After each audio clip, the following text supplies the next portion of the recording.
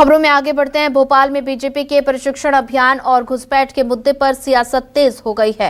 कांग्रेस नेता पीसी शर्मा ने बीजेपी पर ध्यान भटकाने का आरोप लगाया और कहा कि देश की सुरक्षा जवानों पर निर्भर है। और वहीं बीजेपी विधायक रामेश्वर शर्मा ने अवैध घुसपैठियों को देश से बाहर करने की बात कही। दूसरी ओर पंडित दीनदयाल प्रशिक्षण महाअभियान 2026 के तहत कार्यकर्ताओं को जनसंख्या असंतुलन, मतदाता सूची और सुरक्षा विषयों पर प्रशिक्षण दिया जा रहा है।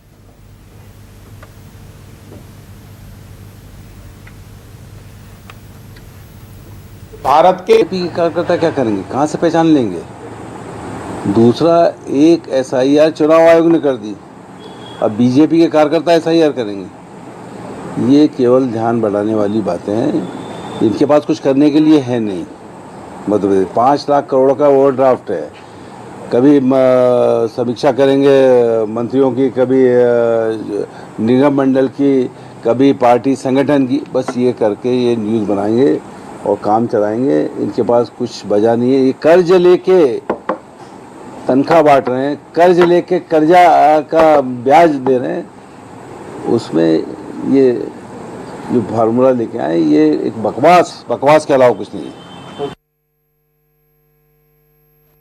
देखिए, भारतीय जनता पार्टी भी इस पर काम करेगी, लेकिन हिंदुस्तान का आम नागरिक भी इस पर काम कर रहा है और आगे भी करेगा, क्योंकि भारत की सुरक्षा ये भारत के प्रत्येक नागरिक का कर्तव्य है। और इसलिए भारत में जो भारत की धरती पर पैदा हुआ है, जो भारतीय है, जो हिंदुस्तानी है, वो जो इस धरती पर पैदा हुआ, उसका ये नैतिक दायित्व है कि घुसपैठियों को भारत से बाहर करना है।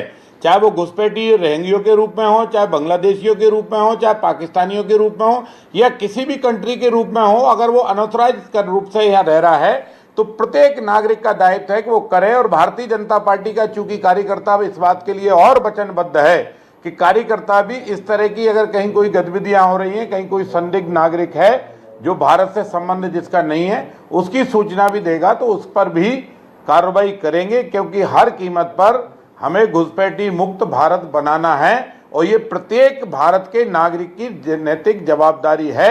भारत सरकार उसके साथ कदम से कदम मिलाने के लिए खड़ी है।